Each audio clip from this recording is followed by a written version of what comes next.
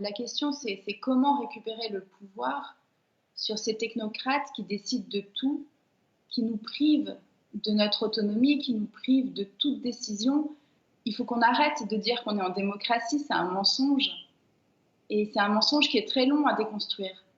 Moi, j'ai passé beaucoup de temps à lire des textes pour essayer de comprendre le néolibéralisme, etc. Et je refuse que des journalistes disent qu'on est en démocratie aujourd'hui. C'est pas vrai, il faut arrêter de dire ça. C'est une république élective, c'est une aristocratie élective, c'est une oligarchie, mais c'est pas une démocratie. Depuis que je suis née, j'ai eu aucune prise sur le monde dans lequel je vis et dans lequel je fais naître mes enfants. Donc, il faut commencer à nommer les choses et arrêter de confier aux personnes qui nous ont construit ce monde qui est désastreux, qui est complètement inhumain et qui est en train de devenir de plus en plus inhumain. Il y a de moins en moins d'endroits vivants. On est en pleine 6e extinction de masse. Et toutes ces questions-là, c'est la même chose en fait que le confinement, c'est-à-dire quand est-ce qu'on reprend le pouvoir et comment.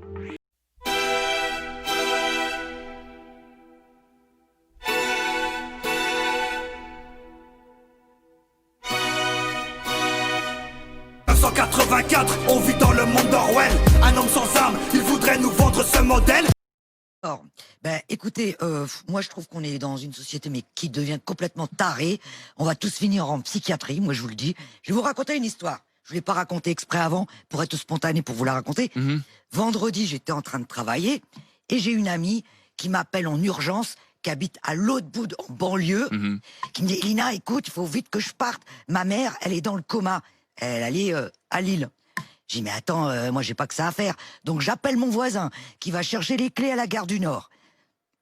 J'arrive à la gare du Nord. Bon, j'avais pas d'attestation. Je me fais attraper à la gare du Nord pour aller à Ivry-sur-Seine. Tu te fais attraper par les policiers, c'est ça? Oui, je sais pas si c'est des policiers, mais c'est un contrôle. J'ai dit, mais attendez, là, je vais nourrir un chien. On va pas laisser mourir le chien. Et après, je leur dis aux policiers, mais comment je fais pour rentrer chez moi? Parce que depuis, mon ami est revenu hier soir. Je dis, mais comment je fais? Alors, il faut que je fasse une attestation pour retourner chez moi. Non, mais on tombe sur la tête. Non, mais tu te rends compte? Parce qu'il y a des accidents de vie comme ça. Tu peux pas prévoir. Alors donc, j'ai appelé mon ami. Je lui ai dit, écoute, faut absolument que tu m'envoies les attestations. Elle m'a tout envoyé sur le portable et elle m'a envoyé une photo de sa mère qui était dans son lit à l'hôpital en cas si j'étais contrôlé. Pour justifier que tu ailles nourrir le chien de sa mère. Non, mais on tombe sur la tête, quoi. Non, mais son ami... Ça, c'est du réel, ce que je vous raconte là. Son ami est... Alors ici, caché sur les plages d'Omaha, le monument, à l'extérieur, en dessous un arbre, on voit donc le sigle du Nouvel Ordre Mondial. Tout là, mais j'ai déjà fait en anglais. Donc, regardez le reportage en anglais. J'ai fait très vite faire en français, voilà. Cimetière, tout ça. Et cela ne s'arrêtera pas. Et cela ne s'arrêtera pas. Nous sommes menacés d'un véritable krach sanitaire. Un krach, c'est un effondrement. Il résulterait de 3 facteurs. Le premier, ce sont des défis sanitaires totalement nouveaux. Le second...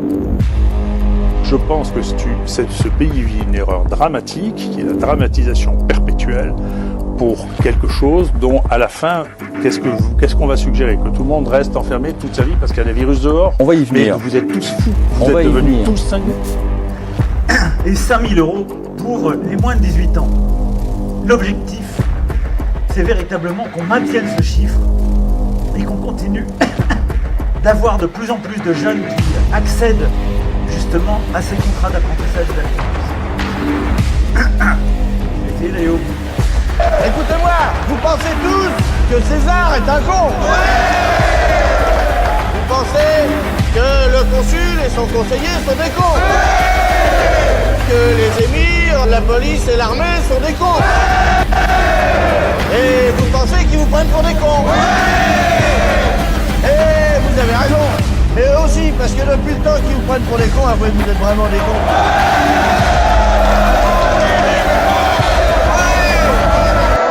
И вся вселенная будет у моих ног.